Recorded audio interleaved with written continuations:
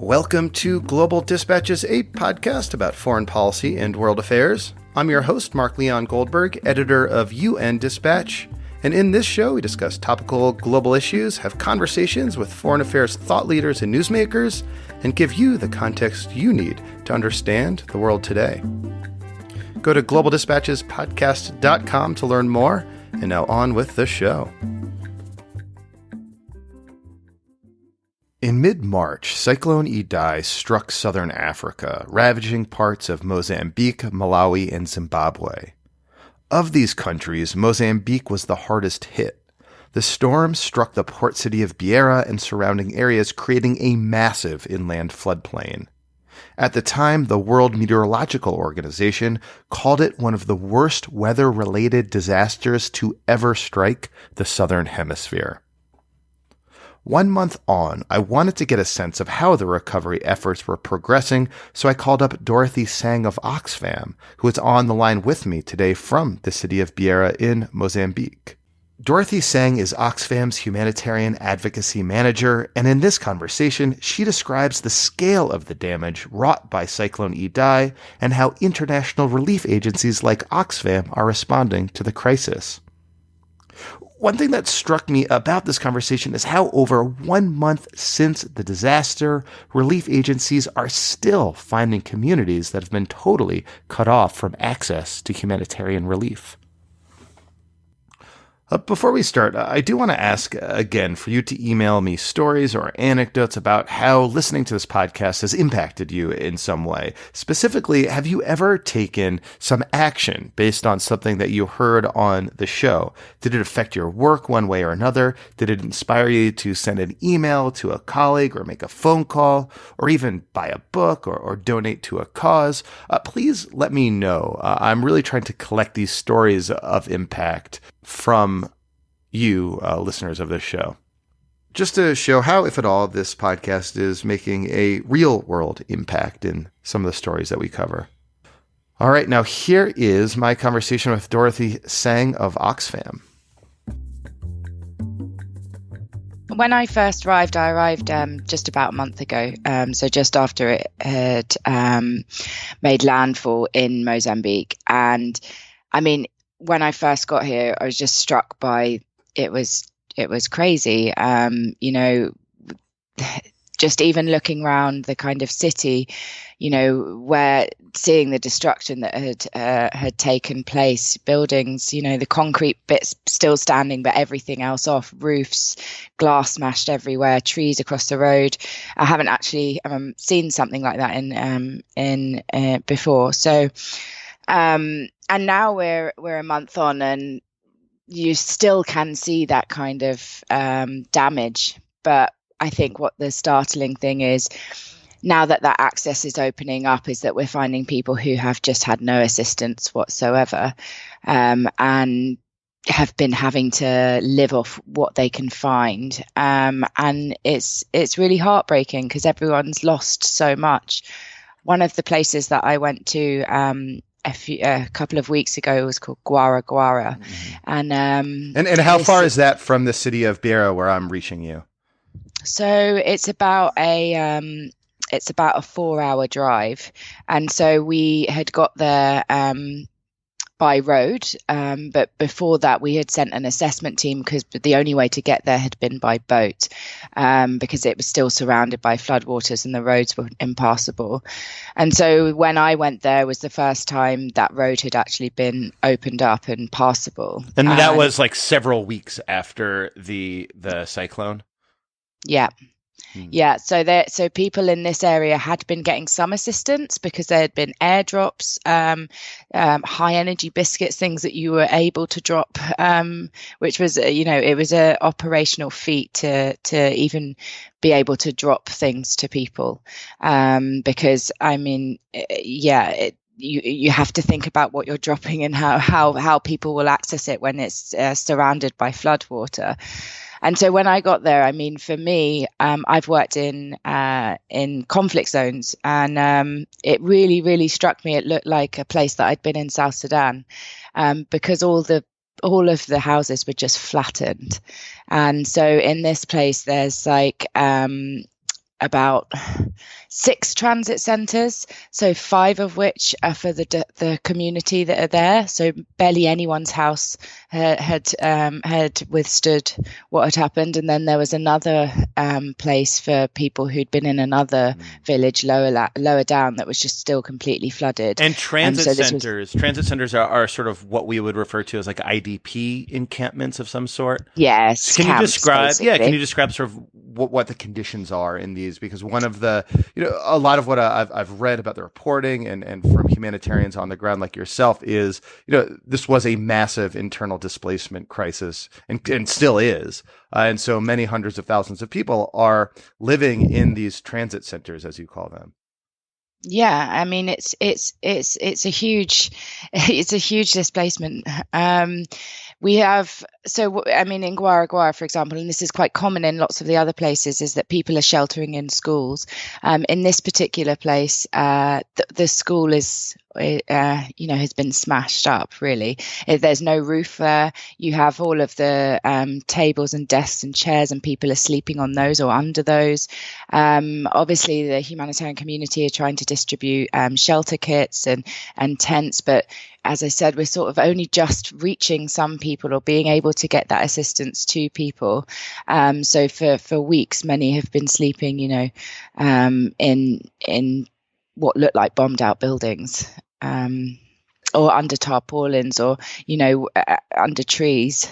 And you're describing an area that's a 4-hour drive because the road is now passable from the port city of Beira, which was the hardest hit, which is sort of the epicenter of the humanitarian response. I have to imagine that as you go farther out, as roads become less and less accessible and usable, the situation is sort of worse, sort of the farther from Beira you get. Is that like a fair description? Absolutely. And we have teams now in Zambezia. So Zambezia province it wasn't as badly affected as Sofala, where Beira is now, where I'm talking to you from. But in Zambezia, these are really, really remote rural communities. And so we had a team there just yesterday who, after this assessment, we had an assessment last week where we discovered thousands of people who had not had any assistance whatsoever. They'd been surviving off coconuts and dried fish and whatever they could. And the sanitation situation there is awful from what I hear, like almost undoubtedly all of the water sources contaminated, all of the latrines damaged. And so we have been working out how do we get things to them. To actually get people there, they had to go on motorbike, on canoe. And so just yesterday we were taking these what Oxfam calls lifesaver cubes. These are kind of light handheld water pumps, so you can take the dirtiest of water and pump it yourself, and it comes out clean and safe to drink. And so as a priority, we have been putting these lifesaver cubes on the back of motorbikes and then into canoes, and that's a whole day it takes to just get up to those communities. And the reason that they haven't left, many of them, is because they are been living in chronic poverty. So when the bridge collapsed that connected them to the other bit of the town, they couldn't get across, or they didn't have the money to pay for a canoe, or they don't have a canoe. Some were very scared. It sounded like it was as you can imagine, the cyclone was a very scary time for people, and people didn't want to get on the boats. They thought they might drown. And that's just one story. That's one area. I mean, I think that the further we get into this, the more we're going to find communities like this, and that's really a priority for Oxfam at the moment, is to make sure that we are assisting people who are in those hard to reach areas who maybe we haven't been able to get to yet. Can you sort of like make it real when you say hard to reach? You recently, I read, came back from a village, in Zambezia. Could you describe like how did you get there from Beira? So it wasn't actually me who went there, but from the team were telling me, they had to first went on a truck, a car, a convoy up a kind of dirt road, but then that road becomes impassable by actual four-wheel drive. So then people had to get on motorbikes, and then after the motorbike trip, there is a quite considerable river through which they have to take a kind of a canoe across, like a shuttle service across there. Then on the other side, again, it's walking or motorbike through up to these communities. And essentially, you're just trying to locate these communities in order to facilitate the provision of humanitarian aid, which I take it has to be by airdrop, which is so logistically complicated and really expensive as well. Yeah. And I mean, this it really is a logistical feat. And right from the beginning, the international community really did mobilize the sort of air assets that were needed to support the government of Mozambique to get these food drops to people. But now that we're a month on, so quite a lot of those resources have been reined back, understandably. But we are still having these issues to access those hard to reach areas. And so we are having to use different methods and slower methods, but prioritizing what we can get there, thinking about the lightweight items like the lifesaver cube that really make a difference in these sorts of circumstances. But I would say that it's a real challenge, and it's very expensive, as you say. And a month on, we're now looking at the response only being around 25% funded. And classically, in these types of situations, it's at the beginning when you see the most money committed, and then the international attention tends to die down. So I have genuine concern about our ability, particularly for those hard to reach areas, for us to be able to provide assistance. When funds are low, people will have to prioritize, and that might not be in being able to reach those areas. Also, what seems atypical about this response is just the fact that still a month on, you're still finding communities in need of like immediate humanitarian response. I mean, I take it that where I'm reaching you in Beira, they're like the recovery and the rebuilding is well underway. But the fact that, still a month after the fact, you're still finding these communities that need like that immediate sort of humanitarian response is what distinguishes this crisis from perhaps other natural disasters that have, that the international community has responded to before.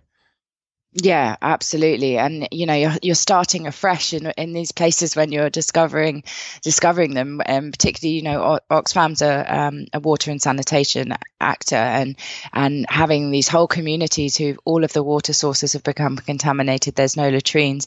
It's a big job, and it's a big job to be doing in lots of different places. And I think what really strikes me about this, and when I was in Guara just the other week, everyone's lost everything. They've lost their houses, they've lost all their possessions, they've lost loved ones, and they've lost their jobs, and they don't know what's going to happen in the future. That's what I can see. I was talking to this woman who had just traveled there, and she told me how she'd been sitting on a roof for three days, surrounded by floodwater, just holding on to her two children, and then was rescued by the local community in a canoe. And you could tell she was really, really shaken up by what had happened. She hadn't eaten. She wasn't sure if anyone was ever going to get her. But I could tell what she was really, really worried about was what next. She was, her husband had died a few years ago, so she was a single parent, and she just said, I've lost everything, and I don't know how I'm going to provide for my family. I don't know where I'm going to live. And there are so many people in that situation, and I mean, it's just heartbreaking. And people are still missing. People don't know where their relatives are, and it's just it's a really, really heartbreaking situation for people. I'm wondering if you could sort of take listeners sort of inside the response, the cluster system as it's known. And for those who are unaware, when a disaster like this strikes, various UN agencies and NGOs each adopt sort of discrete responsibilities. You said earlier that Oxfam contributes to the water and sanitation aspects. Other NGOs, work on shelter. Other work on like protection of women in vulnerable circumstances. Can you describe sort of how this cluster system, as it's known in UN lingo, is working on the ground in say Beira right now, where recovery efforts are happening, and elsewhere in Mozambique? Sure. I mean, to give you a picture, when we first arrived, everyone was working out of the international airport in Beira. So you had the cluster meetings and the cluster coordination all happening out of this airport. And it was, really quite something to be a part of. You have right next to where the helicopters are taking off to go and do the food drops, you've got everyone sort of working in this big humanitarian hub. And we really did mount an extraordinary response quite quickly in very, very challenging circumstances. And I can talk a bit about, the way that the WASH cluster has worked. I mean, the absolute and WASH, we should say WASH is like UN lingo water. For water and sanitation. Yeah. That's right. Sorry. And so the primary, and this is a huge area for this kind of a response where everything has been obliterated. And what we saw happen in the first week was, outbreaks of cholera, which we know in this kind of situation, waterborne diseases like cholera can spread like wildfire when you have people living in unsanitary conditions on top of each other. There's no provision of water, open defecation. The way that the cluster mobilized around that to work with the Ministry of Health in Mozambique to pull together water and sanitation experts like Oxfam and others in the fight against cholera was quite extraordinary. There was a mass cholera vaccination campaign. We had Oxfam were training what they call activistas, which are community mobilizers, to get the message out to communities about what they should do, distributing water purification, and really trying to do that full complement to the fight against cholera, along with the WHO and the Ministry of Health administering vaccines, so oral vaccination campaign. And we're still very concerned about cholera. I mean, the vaccination campaign covered about 900,000 people, which is extraordinary. And we have seen the numbers going down, which is great. But for the sanitation issues that we're seeing across the board are really of concern. And so it's definitely not something that I think we can sigh a relief about just yet. But I mean, that's just one aspect of how the cluster kind of brings different UN agencies, NGOs, the Ministry of Health and government, and really mobilizes as one to make an effective response against things like cholera. And finally, can you describe how the response is shifting from that immediate humanitarian relief in say, the city of Beira to a more long-term rebuilding, reconstruction effort? What does that actually look like? Well, many people want to go home if they can go home, or they want to get out of the camps. And that's what we need to start focusing on, is how do we start helping people rebuild their lives? And so we need to start working towards looking at things like getting farmers back on their feet. So the FAO and doing a mass distribution of seeds, so that 715,000 hectares of land of the maize harvest was washed away. Now that is an immediate food security concern, but it's also an issue for the winter harvest as well. So people need to get replanting. And so we really need to to shift from that humanitarian to early recovery. However, having said that, we really are not near meeting the humanitarian needs that we have at the moment to be shifting into that early recovery stage. And that's where we really need more funding into the UN appeal and directly to organisations like Oxfam and their local partners who are on the ground in these hard to reach areas to make sure that we can address these immediate humanitarian needs right now. Can I stop there? Can you explain or describe like how that lack of funding is affecting you on a day-to-day basis and your work? Well, I mean, so Oxfam works as part of a consortium called COSACA here in Mozambique. They were formed in 2009 as kind of three of the leading agencies, so Oxfam, Save the Children, and CARE, to work together on humanitarian responses. And now all of us in this consortium are looking at the moment to be about 30% funded for what our target was going to be. And that means we will have to think about scaling back the ambition of the amount of people we've wanted to reach with those services. Also looking at the kind of package of assistance that we were looking to give.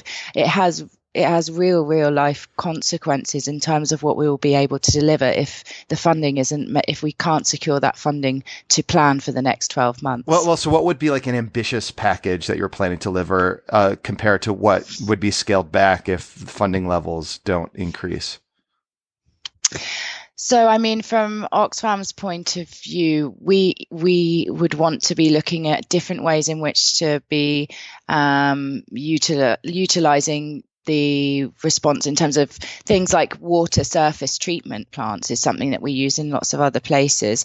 Now, whether those could be rolled out en masse or, in other humanitarian contexts, we have gone into what's called sludge management, fecal sludge management. So looking at kind of ways of which to do to assist the government in managing waste in a way that is good for the environment, can really contribute to better sanitation.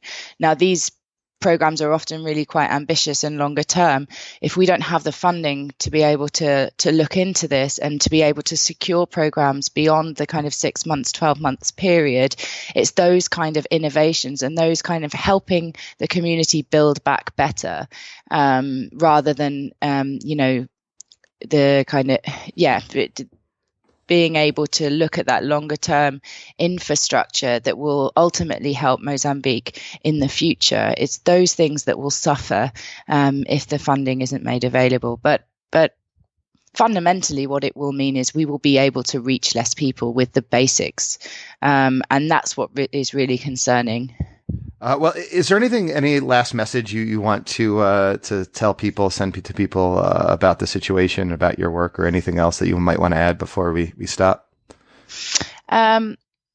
Just that I think that the scale of this is really like nothing I've seen before, and it really concerns me that we are a month in, and I know that this is very much dropped off the kind of the international agenda, and the suffering here and the fact that we really haven't been able to really even reach the amount of people that have been so badly affected here with the humanitarian assistance in this first month is just really concerning, and people have really lost everything. So I would implore people to not forget about what's happened in Cyclone Idai, and to still keep thinking of them and donate and rally around and support them, and because the government of Mozambique is going to need a lot of support in the year to come. Well, Dorothy, thank you so much for your time. Thank you. All right. Thank you all for listening. Thank you to Dorothy Seng. And 1 month after the cyclone, this story is fading fast from the headlines. And as, Dorothy Seng said, as these stories fade, so do funding for these disasters. So actually, I'll post a link to some reputable organizations like Oxfam to which you can donate to support relief for Cyclone Idai. Go to globaldispatchespodcast.com. All right, thank you all for listening. We'll see you next time. Bye.